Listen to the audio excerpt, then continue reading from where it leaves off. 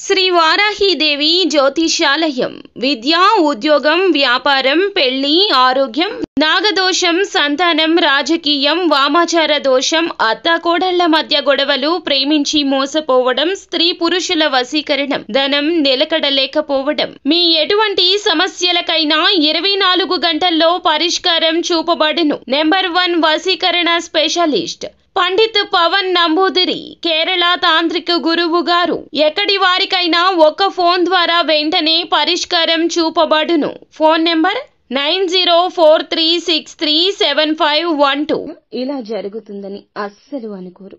ఏం జరగబోతుంది, ఎటువంటి పరిణామాలు కలగబోతున్నాయో ఈ వీడియోలో తెలుసుకుందాం. వీడియో నచ్చితే ఒక చిన్న లైక్ చేసి మమ్మల్ని సపోర్ట్ చేయండి.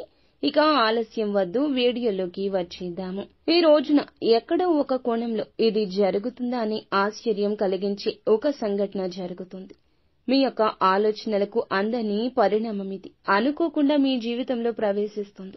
ఒకవైపు ఆందోళన, ఇంకొక వైపు ఆశ్చర్యం, మరోవైపు కొత్త మార్గాన్ని చూపుతోంది. తీర్మానాలు తీసుకోవడంలో చిత్తశుద్ధి, భావోద్వేగాలపై నియంత్రణ, మీ యొక్క పరిస్థితులపై అవగాహన ఉండాలి. ఈ రోజు ఉదయం 11 గంటల నుండి మధ్యాహ్నం 2 గంటల మధ్య మీకు ఒక సమాచారం వస్తోంది. ఇది మీ వ్యక్తిగత జీవితానికి సంబంధించింది లేదా వృత్తికర జీవితానికి సంబంధించింది కావచ్చు.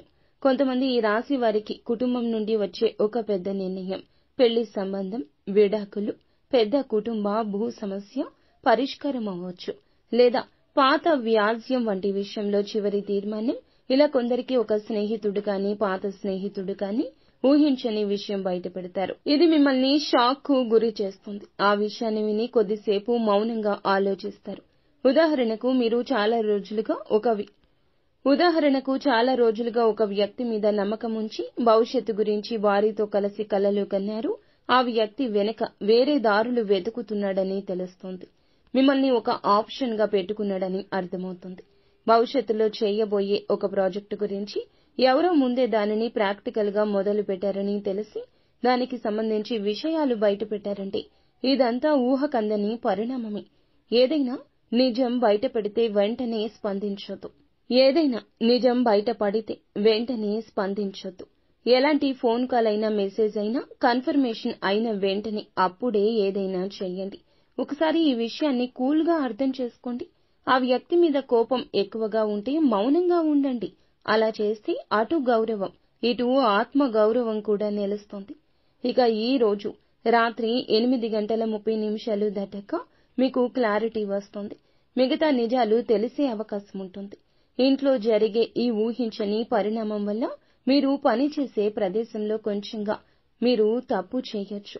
ముఖ్యంగా అఫీషియల్ ఈమెయిల్స్, అగ్రిమెంట్స్, అప్రూవల్స్ వంటి వాటిని తక్షణ నిర్ణయంతో చేయొద్దు. అసలు డాక్యుమెంట్స్ ని డబుల్ చెక్ చేయండి. కొంతమంది వర్కర్స్ మీ పరిస్థితిని ఆసరాగా మార్చుకుని మీ మీద ఉన్న పనిని మీకు తెలియకుండానే షేర్ చేయగలుగుతారు.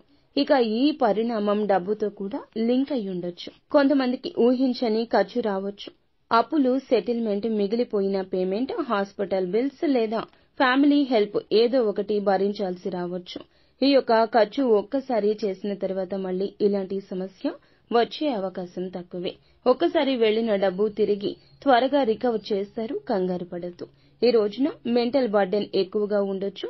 దాంతో తలనొప్పి, గ్యాస్ట్రిక్ ప్రాబ్లమ్స్ కూడా రావచ్చు. నిత్యం శివారాధన చేసుకుంటూ మీ కష్టాన్ని శివయ్యకు చెప్పుకోండి. శివయ్యే అంతా చూసుకుంటాడు. అంతా మంచి జరుగుతుంది.